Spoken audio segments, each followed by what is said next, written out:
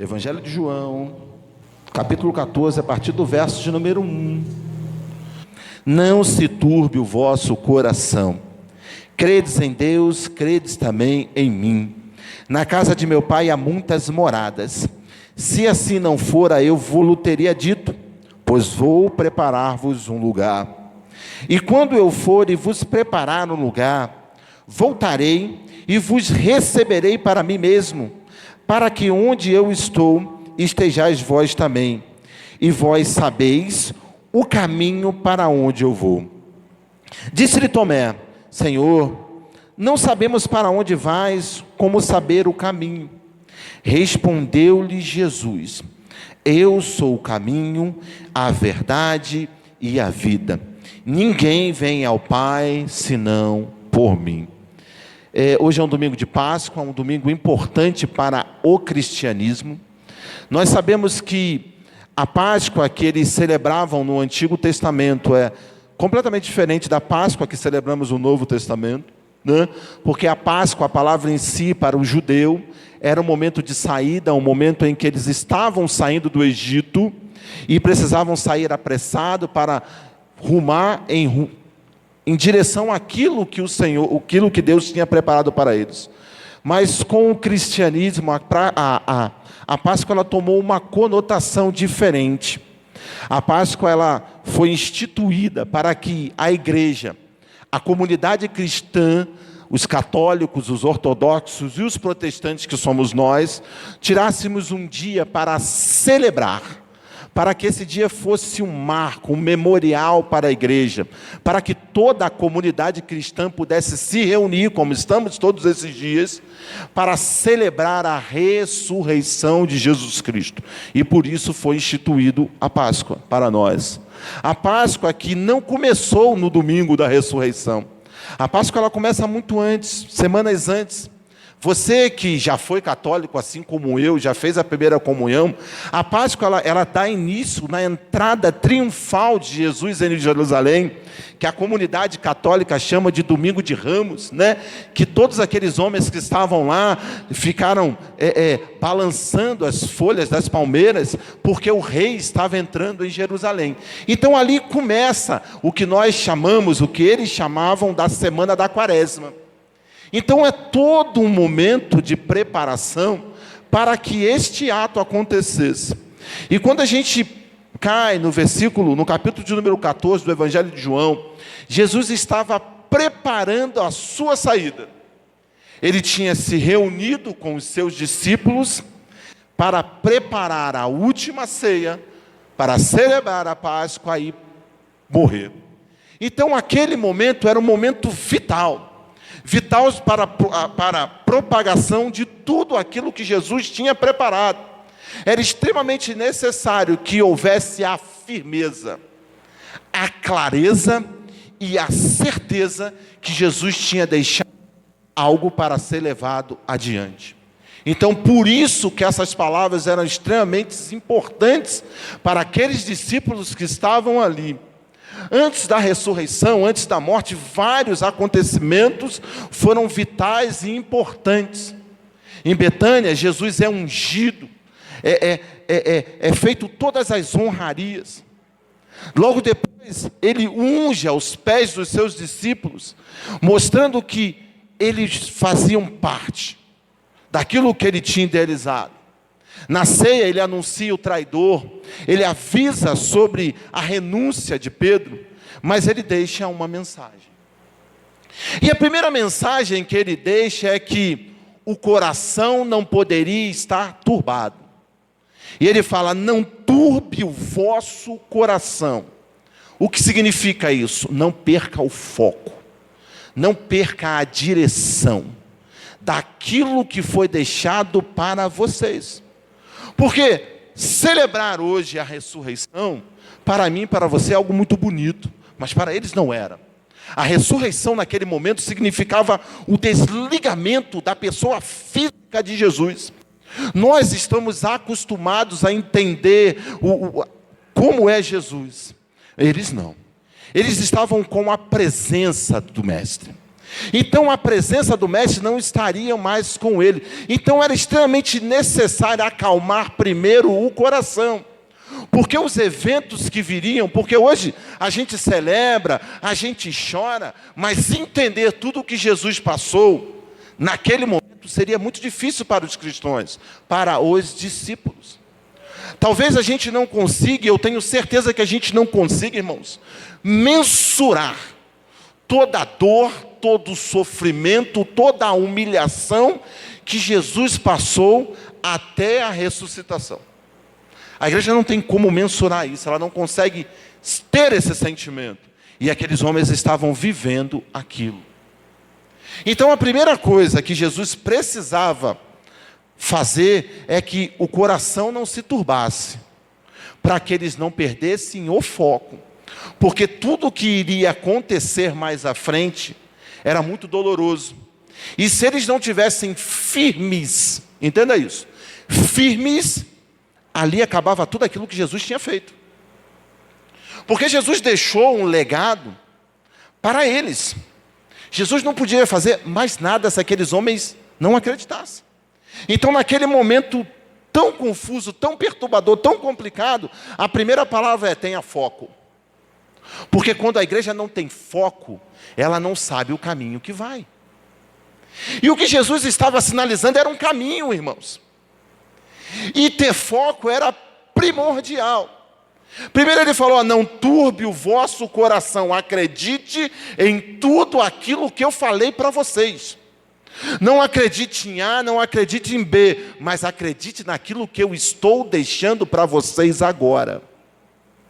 Esse foi o primeiro ponto: não turbe o vosso coração, credes em mim. Porque quando Jesus morresse, tudo podia morrer junto. Todo o legado podia morrer junto. Tudo aquilo que ele tinha pregado poderia morrer junto, se eles não crescem naquilo que foi ministrado, irmãos. Tudo podia ir por água abaixo, se o coração não estivesse focado. Entenda, se a nossa mente não estiver focada, nós não temos condições de seguir a Cristo. Ele exige de nós foco. Por que ele exige de nós? Porque a luta é muito grande. E ele sabia aquilo que estava entregando nas mãos dos seus discípulos. Por isso que ele falou: mantenha o foco, acredite. Não deixe que as circunstâncias, não deixe que aquilo que vocês vão ver desmereça tudo aquilo que eu deixei para vocês. Você não pode perder o foco. A igreja não pode perder o foco. Independente daquilo que ela passe, independente daquilo que se levante contra ela, ela precisa, ela necessita continuar acreditando naquilo que Jesus pregou. Ou então a ressurreição não terá valor. Por isso que ele falou: tenha foco, não turbe o seu coração. E o momento em que vivemos agora é um momento em que precisamos ficar focados. Focados na promessa, focados que ele ressuscitou, focado que ele vive por mim, focado que foi feito por mim. Ou então, irmãos, se a igreja ela não estiver focada, a igreja ela erra o caminho.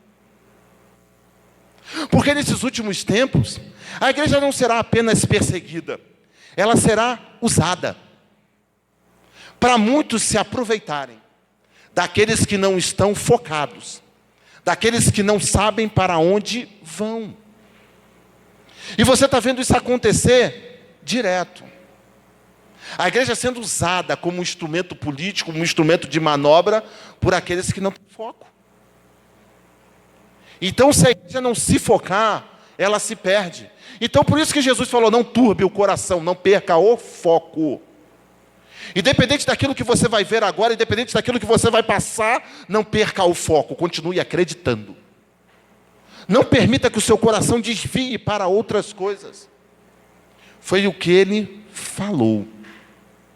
Aí ele continua dizendo o seguinte: além de dizer que tinha foco, ele falou: fique focado. Ele traz uma palavra de segurança. Ele prometeu uma parceria. Ele disse o seguinte: olha, para onde eu vou? Na casa. Ele disse que a casa era do pai dele. E na casa do pai dele existia espaço para todo mundo. Por isso que ele falou: na casa do meu pai há muitas moradas. Há um lugar para todo mundo que crê. Ele deixou uma certeza: se você se mantiver focado, se as coisas do mundo não atrapalharem você, se as coisas do mundo não te tirarem da caminhada, há um local para você, reservado pelo próprio Jesus, te aguardando. Mas precisa estar focado. Por isso que ele fala: na casa do meu pai há muitas moradas. Se não houvesse muitas moradas, eu não falaria para vocês. Isso significa segurança. Jesus estava trazendo segurança para os seus discípulos, para que eles não perdessem a direção, para que eles não perdessem o equilíbrio, para que eles não perdessem o caminho. E eu vou mostrar para vocês que isso era muito importante entender, porque a igreja precisa entender o caminho, a igreja precisa conhecer o caminho, ela precisa, além de tudo, acreditar no caminho. Por que você acha que ele ressuscitou? Ele ressuscitou para escrever e para deixar que o caminho existe e aguarda cada um de nós. Pastor, eu acho que esse aqui que está desligado. Eu dei uma desligada porque o pessoal estava sentindo frio. E ele continua dizendo que ele vai, mas que ele voltaria. Ele retornaria para aqueles que acreditassem nele. Entenda, irmãos. Jesus, ele vai retornar para quem acredita nele, para quem deseja que ele volte. Por isso ele vai retornar. Ele vai retornar para uma igreja que acreditou, para uma igreja que foi perseguida, para uma igreja que foi humilhada, para uma igreja que foi afetada, mas para uma igreja que não desfocou do caminho, para uma igreja que não errou, para uma igreja que não se perdeu em meio a tudo aquilo que foi oferecido para ela. Por isso que falamos até hoje sobre a ressurreição. A ressurreição é o alicerce, é a base principal da Bíblia Sagrada, porque sem ressurreição não haveria nada. Epístola de 1 aos Coríntios, capítulo de número 15, verso de número 14. Olha o que o apóstolo Paulo vai falar a respeito da ressurreição. Se Cristo não ressuscitou, se você não acredita nisso, se você não prega isso, logo é vã pregação. Acima de tudo, não tem sentido nenhum a nossa fé. Paulo deixou isso bem claro para a igreja. Se a igreja não consegue viver isso, se a igreja não consegue entender isso, se a igreja ela não consegue aguardar por isso, a pregação não tem sentido e a nossa fé não existe. Porque este é o alicerce. É por isso que estamos aqui celebrando este domingo da ressurreição. Por isso que estamos aqui nesse domingo, agradecidos, porque a pregação não é vã, e acima de tudo a nossa fé, não foi uma fé qualquer. Esta é a base. É nisso que precisamos acreditar. Se eu não acredito na ressurreição, se ela não é a base da caminhada cristã, o céu não existe, não existe uma eternidade ao lado do Cristo me aguardando. Essa tem que ser a base. Por isso Paulo deixou em sua epístola. Isso tem que ser o alicerce. Isso tem que ser o que te move. Isso tem que ser aquilo que te impulsionou a estar aqui nessa noite. O que te impulsionou a estar aqui nessa noite? Os problemas que você tem? O agradecimento pela luta que você passou? Não, querido. Isso são etapas da vida cristã, da caminhada. Mas aquilo que você está aqui, aquilo que tem que te movimentar aqui, aquilo que movimenta aqueles que acreditam é que Jesus ressuscitou por aqueles que acreditam nele. Esta é a base. E entenda, Jesus não ressuscitou por A e B, Jesus ressuscitou por mim e por você. E eu preciso acreditar com todas as minhas forças que isso é real. Para que eu não erre, para que eu não turbe o meu coração e desfoque do caminho. Eu vou contar para vocês o relato de Tomé, um discípulo que estava com Jesus. Ele relata no versículo de número 5 o seguinte: Tomé, ele indaga a Jesus, uma indagação que eu e você podemos fazer todos os dias. Tomé fala para Jesus: Jesus, não sabemos para onde vais. Isso acabava com Tomé. Tomé não era um discípulo ruim. Tomé era um camarada que estava com Jesus o tempo todo. Tomé talvez fosse o mais aberto de todos os discípulos. Porque Tomé ele perguntava, ele indagava coisas que estavam dentro do seu coração. Tomé ele teve a coragem de falar para os outros, falou: se eu não tocar nele, eu não acredito que ele tenha ressuscitado. Não é que Tomé era um camarada sem fé, mas ele era um camarada aberto. E Tomé ele tinha medo de não saber aonde está Jesus. Porque Jesus dizia que ia para o Pai, mas Tomé não entendia o que era ir para o Pai. Mas ele perguntou: como saberemos aonde o Senhor está? Porque se eu souber onde o Senhor está, eu sei o caminho que eu devo percorrer.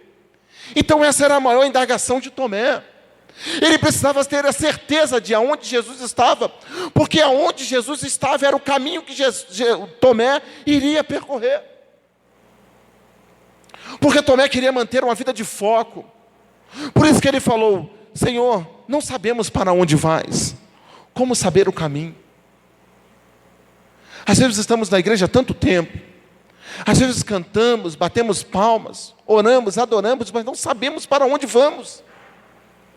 E isso é preocupante, porque quando você não sabe para onde vai, qualquer caminho que te oferece é um caminho seguro. E a ressurreição foi justamente para isso, para sinalizar um caminho, para mostrar que existia um caminho, para mostrar que não existia apenas um caminho, mas que existia um caminho seguro, um caminho firme. Por mais difícil que fosse andar nesse caminho, o que é andar nesse caminho, esse caminho vai levar a gente para algum lugar. E Jesus anunciou isso lá na frente, lá atrás, perdão. Ele falou que este caminho, quando eu acredito na ressurreição, quando eu ando por esse caminho, haverá um lugar para mim na eternidade ao lado de Cristo. Por isso ele ressuscitou. Ele ressuscitou porque nos ama, sim, mas ele ressuscitou para que eu nunca mais errasse o caminho, para que eu não ficasse preso a um sistema religioso. Por isso ele ressuscitou. A igreja estava presa a um sistema religioso. A igreja orava, a igreja cantava, a igreja ofertava, mas a igreja tinha perdido o caminho. Por isso ele ressuscitou, para que a igreja nunca mais errasse, para que um sistema não prendesse a igreja. Por isso ele ressuscitou. Por isso ele fala para Tomé: Tomé, entenda o seguinte, Tomé, se você procura um caminho, eu vou te dar um caminho agora. Jesus ele chama a responsabilidade para ele, porque ele veio para chamar a responsabilidade. Ele falou: Tomé, existirão muitos caminhos, existirão muitas portas, existirão muitas ofertas para você, para aqueles que virão depois de você, Tomé. Mas entenda, eu sou o caminho, a verdade e a vida, Tomé. Se você não vier por mim, você não pode encontrar o Pai. Jesus ele chama a responsabilidade. Sabe, ele é o camarada que, quando ninguém sabe aonde ir, ele fala: eu sei onde é. É como se a gente tivesse que chegar em determinado lugar nessa noite e ninguém soubesse o lugar, e o pastor Paulo falasse assim: olha, eu sei aonde é, eu conheço o caminho, é só me seguir que eu vou levar todo mundo lá. Foi isso que Jesus fez. Por isso Tomé estava nervoso, Tomé estava angustiado, ele precisava saber onde Jesus estava, porque onde Jesus estava era onde ele queria ir, é onde desejava o coração dele estar. Por isso ele faz a pergunta: aonde? Para onde você vai? Porque eu não sei aonde você vai.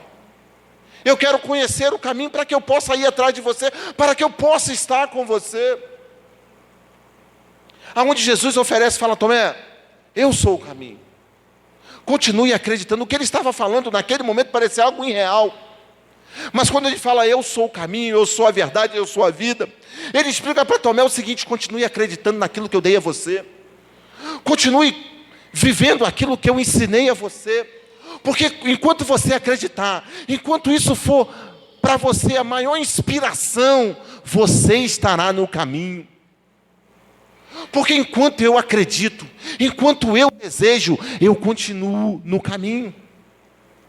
Mas quando eu começo a perder o foco, eu começo a deixar as forças saírem, eu fico suscetível a outros tipos de caminho. E nunca se viu uma geração tão perdida como a nossa. Nunca se viu uma geração tão perdida. Uma geração que não sabe para onde vai. Uma geração que errou, não sabe mais qual é o caminho. Uma geração que não tem mais direção, irmãos. É a geração que estamos vivendo. Mas o caminho está lá.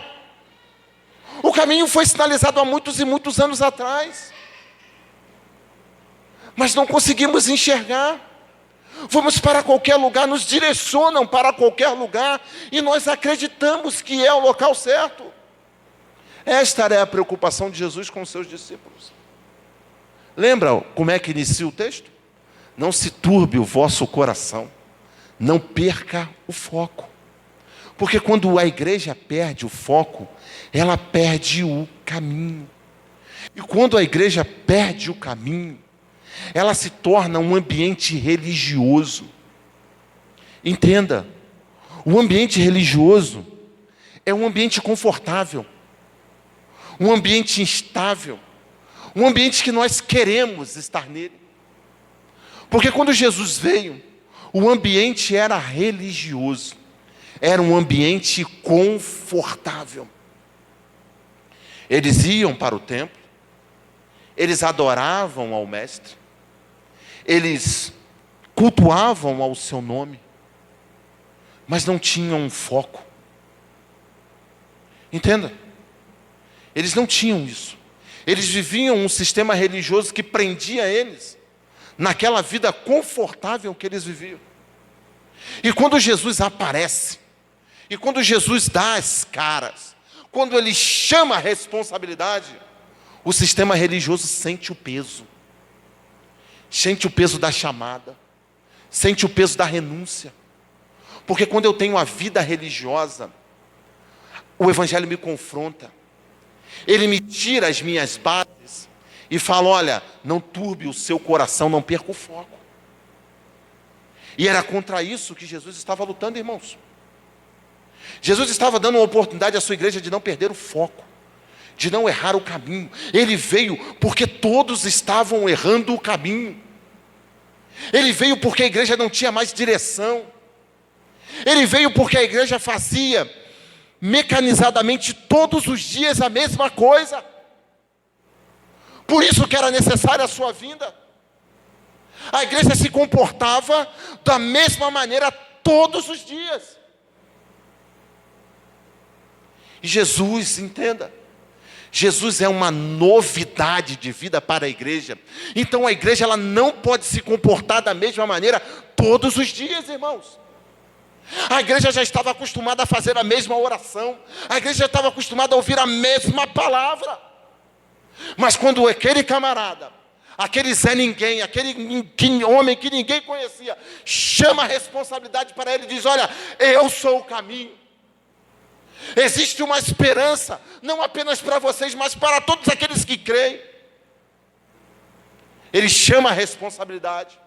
Ele disse que conhecia um caminho que levaria, não para apenas para o céu, mas para uma morada especial. Mas ele teria que ser a base. Ele precisava ser o alicerce. A ressurreição é como se fosse uma grande placa identificando: aqui é a estrada correta para você caminhar para a eternidade. Tem quando você atravessa a ponte Rio-Niterói, vem sinalizando, ó, em tal vão tem engarrafamento, tantos, existe um letreiro. A ressurreição é um letreiro para a eternidade, para que a igreja se mantenha focada e não erre mais o caminho. Por isso ele ressuscitou. Porque se ele apenas tivesse morrido, não tivesse ressuscitado, estaríamos religiosamente cumprindo o rito. Mas ele bota uma placa bem grande. Assim como está escrito ali, ele vive. Na eternidade, no mundo espiritual, existe uma placa bem grande: é por aqui, este é o caminho, é por aqui que você deve andar, é por aqui que você deve passar, independente das lutas, independente das perseguições, se mantenha focado neste caminho. Esta era a orientação naquele momento. Por isso que eu falei, era uma palavra de segurança, era uma palavra para que não houvesse dúvidas na igreja. A igreja não pode duvidar, a igreja não pode pestanejar, a igreja não pode ter nenhum sentimento que não seja a convicção que ele ressuscitou e nos aguarda. Essa tem que ser a nossa certeza, irmãos. Isso não pode ser da boca para fora. Isso tem que ser uma coisa que inunde. A ressurreição é como o oxigênio na vida do crente. Sabe, sem oxigênio, sabe aquele desespero que você não pode viver. A ressurreição para a vida do crente é isso. O oxigênio, aquilo que mantém ele vivo. Porque se a igreja perde o foco da ressurreição, ela morre. Ela erra o caminho, ela perde o foco. Por isso era tão necessário a ressurreição. Porque a ressurreição era para deixar claro, é para que ninguém mais erre o caminho. É para que você olhe para a sua vida nesse momento e entenda o que você está fazendo aqui. Se você vem aqui só cumprir um rito, se você só vem aqui bater palma, se você só vem aqui ofertar, você está errado, irmãos. Isso não pode ser o que te motiva a estar aqui essa noite. O que motiva a estar aqui nessa noite é saber que Cristo ressuscitou para que eu tenha um caminho seguro, um caminho firme para a eternidade. Isso tem que nos motivar, irmãos. Senão, seremos como os fariseus, como os saduceus e tantas pessoas que metemos um malho e seremos igual a eles, presos a um sistema religioso. Por isso a ressurreição. Entenda, não venha para cá achando que Deus tem que curar você. Não venha para cá achando que Deus tem que te dar emprego. Não venha para cá achando que Deus tem que fazer nada disso, que Ele não tem que fazer nada disso. O que Deus tem que fazer, Ele fez. Ele falou, ó, Ele vive e Ele vive por você. Faça isso a sua meta de vida. Porque se eu embolar essas coisas, eu não vou conseguir suportar. Por isso que eu falei, uma palavra de segurança. Naquele momento, era importante trazer segurança. E você leu que eles estavam totalmente perdidos, sem saber para onde ir. Por isso, Jesus, Ele para tudo. Ele para tudo o que Ele tinha que fazer, para dar uma palavra, para dar uma direção, para dar uma orientação para os seus discípulos que formariam a sua igreja. Se Ele não tivesse parado, a confusão seria imensa. Por isso que eu falei, Tomé, ele se atira. Ele pergunta, ele não tem medo. Ele falou, Senhor, se eu não souber onde o Senhor está, eu não saberei o caminho. E talvez seja uma das nossas maiores indagações. Você quer servir a Cristo, mas não conhece o caminho. Você quer estar com Ele, mas não conhece o caminho. E Ele sinalizou, eu sou o caminho. Eu sou a verdade e eu sou a vida. Ninguém vai ao Pai se não vier no caminho. Sabe, para que ninguém nunca mais errasse. A ressurreição foi para que ninguém nunca mais erre o caminho. Existe uma morada, Ele falou, existe uma morada para cada um de vocês sentado aqui nesta noite. Existe um lugar reservado. Mas é você que tem que andar neste caminho. O local está reservado para todos que creem. Porque se você não acreditar nisso, as coisas não terão mais sentido, irmãos. Por isso que eu falei, aqueles homens estavam com o coração muito cheio de muitas coisas. Talvez assim como você entrou aqui nessa noite, irmãos. Sem direção, sem saber o que fazer. E a primeira coisa que Jesus falou para aqueles discípulos é: não turbe o seu coração, mantenha o foco. Tenha um foco. Porque quando a gente não tem foco, quando a gente não tem direção, entenda, nós somos direcionados. E quando eu não sei o caminho, a pior coisa que tem é se perder. Sabe, quando a gente fala algumas coisas, quando você não sabe, você tem certeza que está indo para o lugar e se perde. Pô, mas eu achei que o caminho era ali. Aí e é terrível se perder. Se perder não é bom. Você fica nervoso, fica estressado. E justamente para isso, para que não se perca.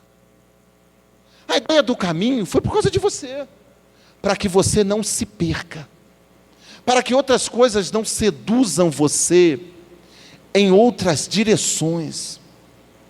Porque o mesmo problema que eles iriam passar são os que nós estamos passando e ainda iremos passar. Não acho que nós não iremos passar. Mas se a gente não ficar focado, a gente vai errar o caminho, irmãos. Por isso que eu falei para vocês, o que tem mais é gente querendo usar crente que não sabe a direção que vai. Porque quando a gente não sabe a direção que vai, a gente vai para qualquer lugar leva a gente. E eu vou te deixar bem claro uma coisa, essa semana a gente está no meio de uma guerra, que todo mundo acha que a gente é maneirinho, todo mundo quer a gente.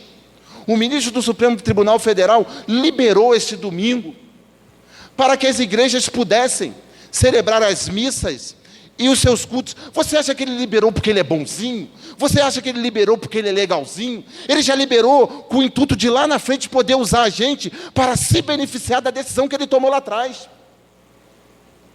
E é nisso que a gente tem que estar focado. Aí o governador de Belo Horizonte, Alexandre Calil, falou: olha, não vai abrir igreja nenhuma. E ponto final. Aí está uma guerra de liminar para saber se a igreja pode ficar aberta ou não. Os dois próximos ministros do Supremo Tribunal Federal, eles têm a sinalização de que se colar com a bancada de crente vai se dar bem. Então a ideia foi o quê? Mandar uma petição para o Supremo para liberar que as igrejas ficassem abertas. Irmãos, ninguém faz nada se não tiver uma intenção por trás. E se a gente não tiver focado, a gente entra nessa história, irmãos. Por isso que Jesus falou: mantenha-se focado a minha base, aquilo que eu dou com você como estrutura. Ou então você começa a se manifestar sem saber o que está fazendo, ou você fica igual Tomé. Aonde você vai estar? Porque você não sabe o caminho, você está desfocado. Porque o que mais vai acontecer é querer nos usar, querem a nossa cooperação para agora, para que depois eles possam barganhar conosco, irmãos. Entenda isso, irmãos. Nesse mundo ninguém faz nada para beneficiar a crente. Entenda isso. Todo mundo quer uma coisa em troca. As pessoas se associam com os crentes porque sabem o nosso poder, sabem como nós somos, sabem que nós somos uma multidão e podemos influenciar outras pessoas. Mas quando a gente está desfocado, a gente não influencia, a gente divide. E este era o foco de Jesus para aqueles homens: se mantenham focados. Porque se vocês se manterem focados, vocês não irão errar o caminho. Então nessa noite, nesse domingo de ressurreição, entenda, a ressurreição é para celebrar porque há um caminho seguro para nós. Por isso devemos nos reunir. Nós devemos estar aqui nessa noite gratos porque existe um sinal, existe um farol, existe uma estrada que nos vai levar à eternidade ao lado de Deus. Por isto a ressurreição. A ressurreição é um caminho seguro, não um caminho fácil, um caminho seguro. Entenda isso. Porque o caminho que Jesus propôs não é um caminho fácil. Então, se você desfocar, você sai do caminho. Porque o caminho é árduo, o caminho é espinhoso. Ah, é uma palavra dura? Não, é uma palavra correta para os dias de hoje. Porque o céu é a força. A Bíblia diz que o céu é ganhado à força. Não entenda que você acha que vai ter molezinha para entrar no céu, não, porque não tem molezinha para entrar no céu. O caminho, entenda, e Cristo foi bem claro, a palavra é bem clara, o caminho é estreito. Por que ele é estreito, pastor? Para que você tenha a forma dele, e não ele tenha a forma de você. Porque ele diz que largo é o caminho da perdição, porque o caminho da perdição, ele toma a sua forma. Mas o caminho do céu, ele é estreito para que eu e você tomemos a forma do céu. Por isso ele é estreito. Por isso ele é espinhoso. Por isso ele não é fácil. Mas, de todos os caminhos, é o mais seguro. Porque neste caminho, não há mentira. Ele disse, eu sou o caminho, mas não apenas o caminho. Haverá verdade. Ele não enganará quem andar pelo caminho. Ele não vai trazer falsas promessas para quem anda pelo caminho. Se ele prometeu, ele cumpre aquilo que ele falou para você no caminho. E acima de tudo, depois que há um caminho, depois que há verdade, este mesmo caminho produz naqueles que estão dispostos a andar por ele, vida. Não uma vida comum, mas uma vida grata. Uma vida que entende aquilo que o caminho proporcionou para ela. Porque se eu não ando pelo caminho, se eu não entendo que o caminho é verdade, eu nunca serei grato. Porque ser grato quando eu conquisto, é muito fácil. Mas ser grato porque tudo aquilo que eu tenho que deixar para trás que conquistei, isso é difícil.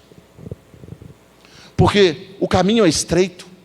Porque toda a bagagem que você preparou não serve para andar nele. Tudo aquilo que foi armazenado durante anos e anos da sua vida não é útil para andar no caminho. O caminho vai te dar novas ferramentas. O caminho vai te dar uma nova roupagem. O caminho vai te preparar para um encontro. O caminho ele vai te habilitar para que naquele grande dia o seu nome não passe despercebido.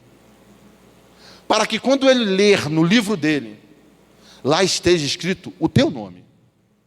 Porque você andou pelo caminho. Irmãos, entenda isso. Isso é muito importante para que possamos entender nessa noite. Uma noite de ressurreição não é apenas uma noite comum. Uma noite de ressurreição é uma noite de gratidão. Não é uma noite de petição. É uma noite de exaltação. É uma noite de celebração. Porque tudo o que podia ser feito por mim e por você foi feito. Então a igreja não tem que chegar aqui achando que o céu ou a eternidade deve alguma coisa para ela. Muito pelo contrário. A igreja tem que sair de casa para esta noite, como todas as outras noites que seguirão, como uma igreja grata, que saber que, independente daquilo que eu tinha feito, independente de quem era o meu passado, como era meu nome, Cristo anulou tudo isso na cruz do Calvário e me deu uma nova identidade para andar por um caminho mais seguro. Por isso que foi por mim e por você. Por causa disso. Um amor que não se explica. Um amor que não é entendido. Sabe, por mais palavras que eu possa expressar para você, eu e você não conseguimos compreender o amor de Deus. É muito maior do que a nossa compreensão. Por ser muito maior, Ele nos amou. Ele suportou tudo por nós. E nos últimos momentos, a única coisa que Ele pediu foi: ande no caminho. Foi tudo que Ele pediu, Ele não pediu mais nada para você. Mantenha-se focado. Há algo esperando. Querido, entenda isso, há algo reservado para nós. Não é, a Bíblia fala, eu não sou bom de versículos, mas a Bíblia tem um versículo que diz assim, se esperamos de Cristo somente nesta vida, a Bíblia diz que somos os mais miseráveis dos homens. A igreja não tem que esperar nada de Deus aqui, irmãos. A igreja não pode focar as suas forças naquilo que Cristo está dando para a gente aqui. A igreja tem que esperar, ela tem que ansiar aquilo que foi preparado para ela lá onde eu não posso ver, lá onde eu não posso tocar ainda. É isso que eu tenho que esperar e ansiar todos os dias, irmãos. A igreja tem que ansiar algo que está reservado, querido, foi reservado para a igreja, algo extraordinário, algo precioso, algo imaculado, algo que não foi usado ainda para dar de presente para aqueles que se mantiveram no caminho. Sabe, é como aquele presente que você promete ao seu filho, se ele for um bom filho durante um ano, se ele passar com boas notas, aonde ele se esforça, aonde ele faz de tudo, para chegar lá no final do ano, e está reservado para ele aquele presente. É assim a ideia. Cristo está lá no final, nos aguardando, irmãos. Não é a gente que está ansioso para encontrar Ele, entenda, é Ele que está ansioso para retornar e pegar aqueles que prevaleceram, irmãos. Ele está ansioso. Não existe mais ninguém mais ansioso do que Jesus, aguardando o Pai falar, vai buscar aqueles que acreditaram, vai buscar aqueles que mantiveram foco, vai buscar aqueles que mantiveram no caminho. Olha que coisa linda, Deus dando ordem para o seu filho, o seu rei, e buscar aquele que acreditou. Sabe, é uma coisa maravilhosa, é isso que eu tenho que ansiar. Saber que Ele está me esperando, um ser totalmente poderoso, iluminado, dono de toda a ciência, dono de toda a sabedoria. Ele está me aguardando para que eu fique do lado dele, glorificando a seu Pai, falando Maranata, falando venha. É isso que Ele está ansiando, irmãos. Ele anseia nos encontrar, como Ele veio e se envolveu com os seus discípulos e deixou uma marca. Ele também está esperando aqueles que se mantiveram firmes, esperando uma igreja que não se perdeu, uma igreja que não se desviou, uma igreja que não se vendeu. É esse camarada que está nos aguardando. Esse camarada que morreu como um carpinteiro, morreu como um Zé Ninguém, mas quando ressuscitou como um rei, como um general, com alguém que tem toda a autoridade sobre as nossas vidas. E é esse camarada que te espera. É esse camarada que abriu a porta para você entrar. Sabe quando você está perdidão no mundo, sem direção para nada, e alguém abre uma porta te dando uma válvula de escape? É isso que a ressurreição nos ofereceu. Estávamos perdidos, batendo cabeça, mas abriu uma porta, uma luz saiu dela, e ali há um caminho de vida. É isso que espera por mim e por você. Deseje isso, anseie isso todos os dias, irmãos. Isso é a ressurreição. A sinalização do caminho. Então, celebre, regozije, se alegre neste domingo. Se você não teve tempo, se o teu domingo foi um domingo de fracasso, de vergonha, de derrota, vá para casa nessa noite sabendo que existe uma porta nova para a tua vida, existe um caminho novo para a tua história. Que toda lágrima jogada no chão, toda vergonha passada, acabou, porque Ele ressuscitou por você, Ele fez por você, por isso Ele vive.